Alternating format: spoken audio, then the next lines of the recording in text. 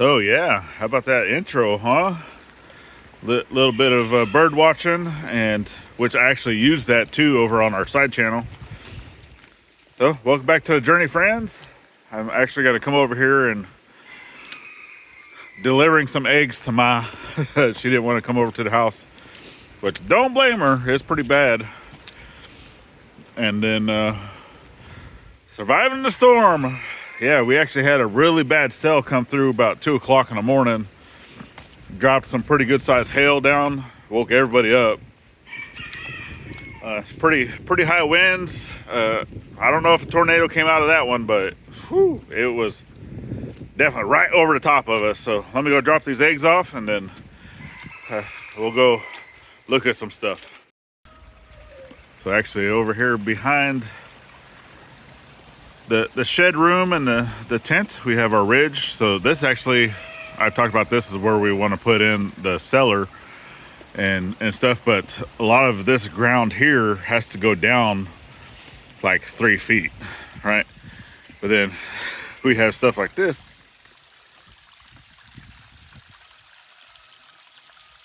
Underwater springs.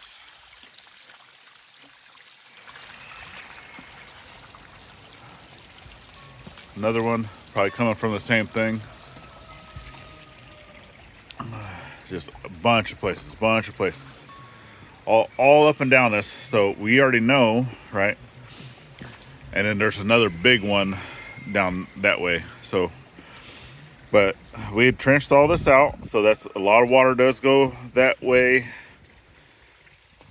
Then some of this water that comes down from the hill, right, of where we cleared out a path, right? Obviously for going up, well, you can see that's all coming down here. And with Ma doing some of her stuff, well, I don't think she put that post there, but I need to move that so that water can continue going down. But now it created a new river of water just coming straight down that path, which that always happens. You clear out an area, water's going to take the path of least resistance. Well, that's what it's doing. It's taking the path of least resistance right down the walking path. So I can kind of come up here just past. I see some branches are down, some trees, stuff that we didn't cut.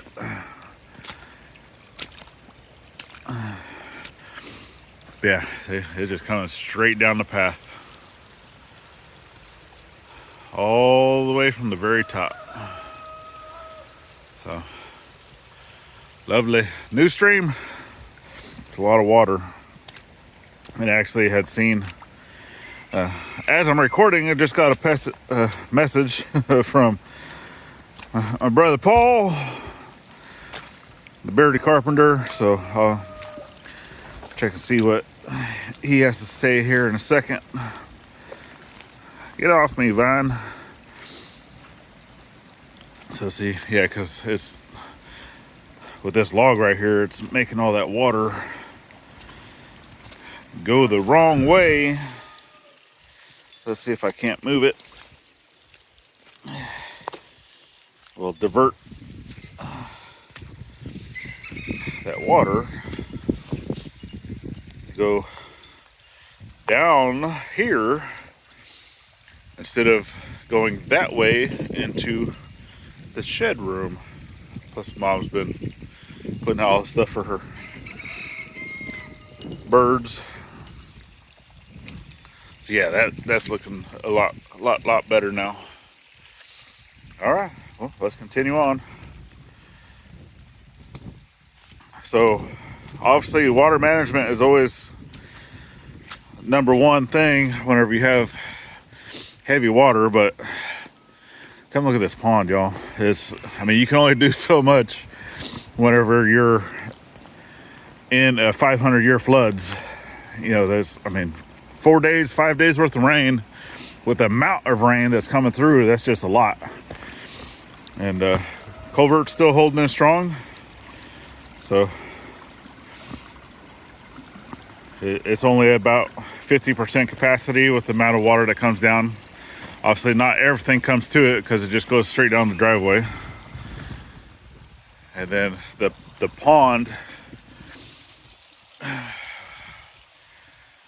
definitely the fullest I've ever seen it. I've only ever seen it overflow one time, and it always overflows back in that corner, which we'll go over there here in a second. But yeah, I've never ever seen it this full. It's a lot of water, but we're doing okay. We did find one leak in the house. We've already called the home center. It just so happens to be in the teens room, and it's leaking right down to her bed. But this area right here didn't really get that much water, so I was actually surprised. I was like, normally this area right here floods, but nope, it's good. I mean, I can tell water did come through here a little bit, because if you see all the way down there, we have the pipe that comes out for our septic. Well, because that's temporary until we can get the pumps, all the other stuff needed to make a modified mound system, and then have it pumped to that mound system. Well, it did move that pipe, so I can tell water was rushing up through there to be able to move that. So, but the septic tank is good, it's okay. But water didn't come up high enough to move any of that, so. But yeah, see, this is the overflow, and that's a lot of water. Now, unfortunately with this, because this is doing this, and the amount of water that comes through the creek, you can see with the bridge that it's washed out so much of this area now that, and the bridge hasn't moved. I got it staked in the ground pretty good, but it washes out all the area around it, and that's not good. So, but that's why I was saying, at some point, I want to get rid of this tree, that crooked dead tree right there. Clear out this area right here that's kind of a landing that's high, so you can see that it's fairly high. And then I want to put this bridge right here at that point, and then go across. That way it's out of the way whenever we're ready to start doing the driveway bridge. And then also, hopefully we won't have as much issues with, water and stuff, because it'll be up a little higher up off the ground, allowing the water to go under it. But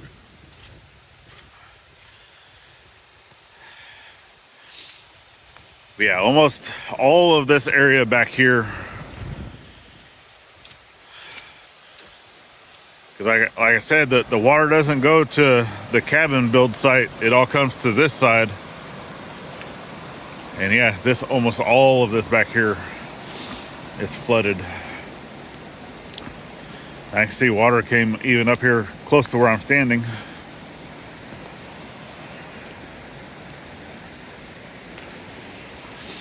All this back in here is flooded.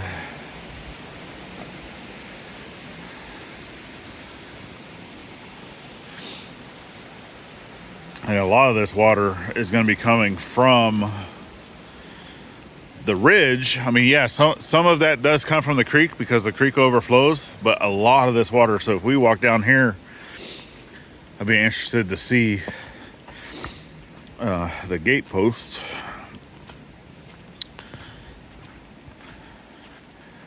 Shot build, but yeah, I mean, like, I've never seen the water come up this high over here, because I already know that this was a low area. This is actually the area that I want to kind of put the sawmill in, but and knowing that it does this, the sawmill will actually be, so the front of the sawmill will probably be more up here, like where the stump is, kind of going you know, that way I want to be able to have a roadway right there, so it won't go as far as that. But if it's coming back this way, everything's gonna have to be up on stilts for the back side, and knowing that this stuff does flood. Right, I got a sawhorse almost going into the water, a broken sawhorse, but still. I know this isn't always the content you guys want to see. You obviously, this channel is supposed to be more building and doing stuff. And one of the things, and I want to throw this in too, because we're almost to 5,000 subscribers. Thank you to all of our subscribers that are here. But along with that is subscribing, but also turning on the notification bell so you know when we post a video. So, and I'll throw up some numbers here and be able to see. You know, so as we post a video, I mean, the numbers are really low, like way under the YouTube average for subscribers, right? Not having the notifications turned on. You know, so going back and looking at, and this is almost every single video, so I can see why, you know, majority of the views that we do get is from folks that are not even subscribed. And if you're here watching the channel and you like what we're putting out, hit that subscribe button, friends. You know, if you like our content, we would ask that you hit that subscribe, share us out, help us grow, and you know, hit that like button if you do like the video. And yeah, that's it. So I know, because I've had so many people say, hey, why do your videos not do so hot? Well, that's part of it, right? Is you have all the different things. You have your impressions, how many times YouTube is sharing out our videos like crazy. And the numbers for that are good. You know, we're right around, so that's where a lot of our watch stuff is happening, right? So we hit the averages for that. And you know, for the amount of impressions to the amount of views, we're right in the ballpark for that. Now, some of those people subscribe, some people don't. But it's all of the people that are already subscribed to our channel that they're not watching our stuff. So yeah, turn on those notifications so you don't miss out. Now, let me get you flipped around. I'm actually really surprised here, and hopefully this will be getting squared away whenever we get the guys over here to close down this road. So coming up over here, so one thing that I kind of talked about in the last video with this road, okay, so our property line basically stays in line with this fence, okay, with our neighbor's fence. So if you kind of see straight line, and then he does kind of curve it a little bit, so basically stay straight right there all along that fence, and then pretty close to where I'm standing, right, is it'll just keep coming straight, come across this road until it gets to this side, and then from this side here of the road is where it'll start to curve. So this right here is our property, right, and it'll start to curve around. So, well, almost even straight, because yeah, I mean, we have fence here, but our fence is like way on the inside of the property. So where the property line is. So it kind of comes up to here, and then we'll start to curve around until it gets up here, and then it cuts back that way. So this right here, this part of this road, until it gets to the other side of it, is actually belonging to my neighbor. And then all of this part of the road here, you know, all the way up to this point, all of this is our property. So to gain access into this, right? And like I said, they're gonna come close that off And then we will then in turn put a gate up there. But man, just look how much water. But you see all this water that's coming down the road? So that's why I was saying I was kind of surprised, because like, man, that's very minimal amount of water coming through here. And it does, you know, it kind of comes from the driveway. We got to get that fixed, right? It does come from right here. A little bit comes down right here, because that's actually an old road that used to be there. And then a lot comes from here, but a lot of the water from here is all going to here because it's actually blocked up that way. And I'm gonna have to fix that. Okay, so actually I'm back in the house now. My phone actually had died, so I wasn't able to finish filming while I was outside. And obviously when I was out there, it also started raining a little bit more, so I decided to go ahead and come back. I was able to get part of that water rerouted, so it wasn't going down the road. It was going more down towards the culvert, which obviously will help with the road erosion. But that's something that we're definitely going to be working on this summer, is getting the road, driveway, stuff like that kind of repaired, getting some materials brought in and such. But yeah, that's what we got going for you. So we're doing okay for now. We still got another full day of rain, even going into tomorrow. You know, we're dealing with it just like everybody else. So just be out there, you know, helping the folks that need to be helped, if you're available to do that. And if you need help from somebody, you know, don't be afraid to reach out and such. We're not able to leave the property currently because of the roadway. But yeah, we're not any worse for wear. So definitely thanks to all the folks that have reached out, just checking in on us. And we've also reached out to a few folks and just to see how they're doing and such.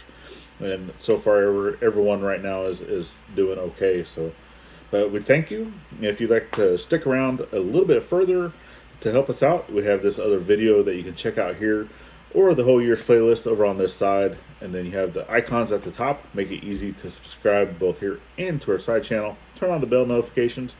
And then last but not least, get out there, thank a veteran with every chance you get, not only on Veterans Day. And we'll see you on the next one. Later, friends.